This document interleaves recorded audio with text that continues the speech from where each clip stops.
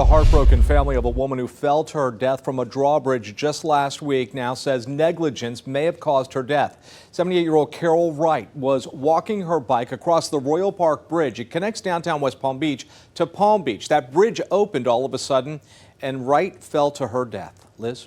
Well, Jim, today the family attorney says 6 safety protocols were not followed, and he called the bridge tender negligent for causing Wright's unimaginable and preventable death, but stopped short of announcing a lawsuit. CBS 12's Al Peffley joins us live at the bridge in West Palm Beach. Al? This has been just over a week since 79-year-old Carol Wright died when she fell from that drawbridge. Her family's attorney says her death was preventable and never should have happened. When the bridge tender pushed that button to lift that bridge, that was basically giving Carol a slow mental and physical death sentence. Not far from the drawbridge where Carol Wright lost her life February 6th, an attorney for Wright's relatives asked anyone with information about her death to come forward. He also says Wright's death was untimely, unimaginable, and preventable. I think it's egregious.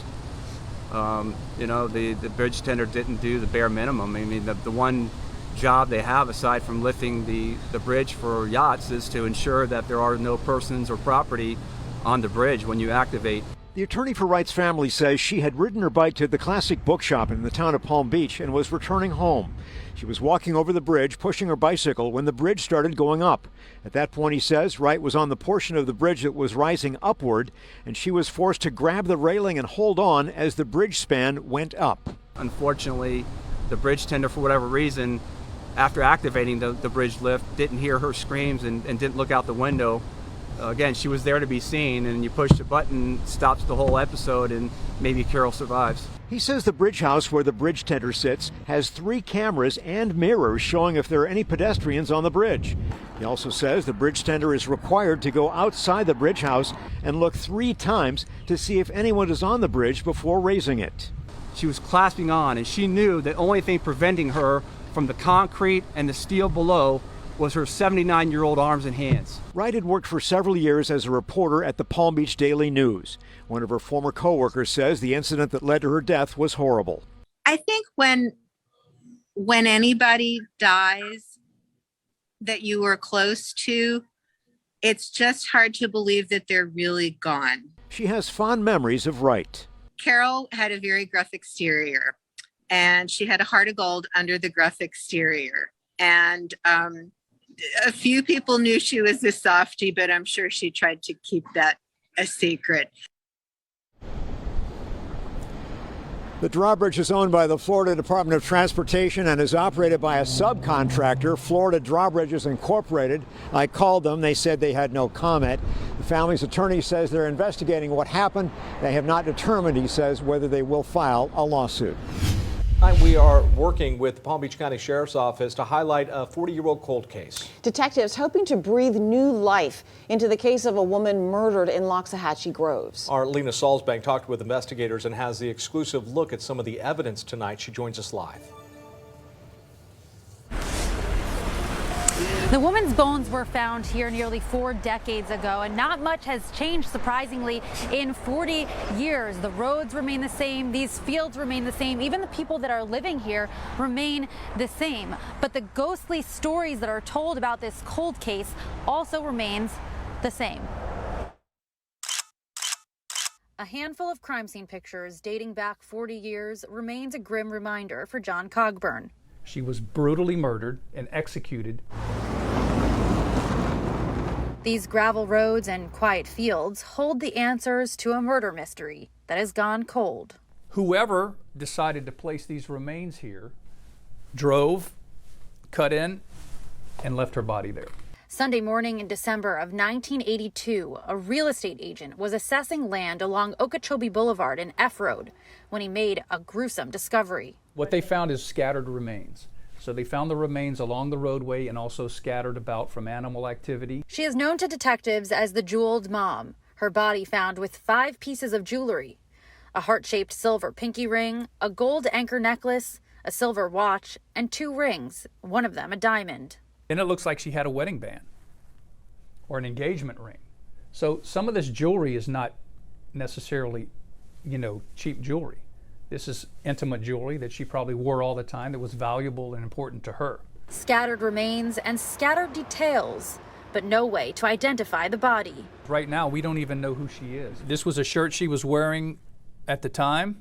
We believe that the shirt depicts a picture of a sun and clouds, and it possibly may have said Fort Lauderdale, 1980. Detective Cogburn and the cold case unit built a profile of the woman. She wore pink frosted nail polish. They believe she was a cigarette smoker. The jeweled woman was between 25 and 40 years old, stood about 5 feet tall with brown shoulder-length hair. They believe she was a mother of more than 2 children. 2 children who never filed missing persons reports and may not even know their mother was executed. We find out her jeans. Back then, they're called U or free jeans, and they were sold exclusively at Kmart. So detectives would go back then and start just scouring the stores.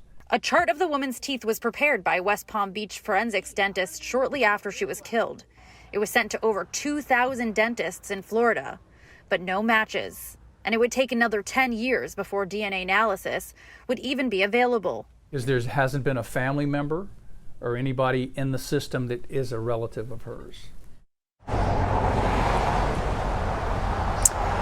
Again, there are currently no DNA matches or any relatives in the DNA database that match this victim. We are also told that the detectives are working on running a genealogy report, hoping that they find a match and they can pursue other leads. As for right now, if you recognize any of the photos of that jewelry that we just showed you, or if you remember a woman that may have disappeared around in the 1980s, you're asked to please call Crime Stoppers.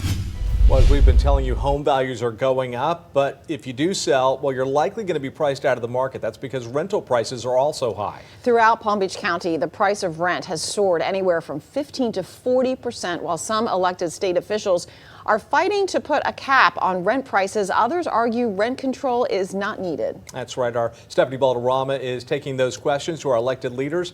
And Steph, it looks like the working class really is suffering here. That's right, Jim and Liz. In order to afford a one-bedroom apartment here in Palm Beach County, you would need to make roughly $47,200 a year, which is roughly $23 an hour. Now, according to the National Low Income Housing Coalition in Palm Beach County, the average renter makes roughly $19.50 an hour. And now keep in mind, many in the working class make far less than $19.50 an hour. We're not struggling as much as we could be, but it's tight. In 2020, Teresa Boyce moved into her current apartment complex in West Palm Beach. It was only supposed to be for a little while until the family found a home to buy. In 2021, she says her rent went up by $10, so they decided to stay another year since they were no closer to finding a home. But 3 years into the pandemic, home values have soared, and Boyce can't find a house in her budget. And now the family's rent is an additional $600 a month, leaving them to cut costs in their monthly budget just to get by. There should be some legislation even where they can cap a percentage. We understand rate increases and market values. The reality is that the state of Florida has preempted rent stabilization programs. State Representative Anna Escamani is a renter in Florida. She's personally felt the pressure of rising rent costs in the state. Escamani says there's 2 factors at play here: not enough supply for the demand. Building new apartments takes years to do. And so I am very worried that in that time frame, we're going to see an increase in homelessness, and we're going to see folks, part of our essential workforce, leave the state because they can't afford to be here anymore. And there's also no legislation to fight rising rent prices. For the last 3 years, she's introduced a bill to rewrite Florida law in hopes of putting power in the hands of local governments to control rent prices. Now, according to Escamani, currently, local governments have to meet all state requirements to declare a housing state of emergency, which is not easy. Then stabilizing rent prices must go to a public vote, which must be repeated yearly. What our bill does is it just repeals that 3rd requirement. We want to let you have the flexibility to do that beyond a year. But Escamani says the legislation dies before it ever makes it before lawmakers. Phones at State Representative Mike Caruso's office have been ringing off the hook, constituents saying they can't afford to live in Palm Beach County.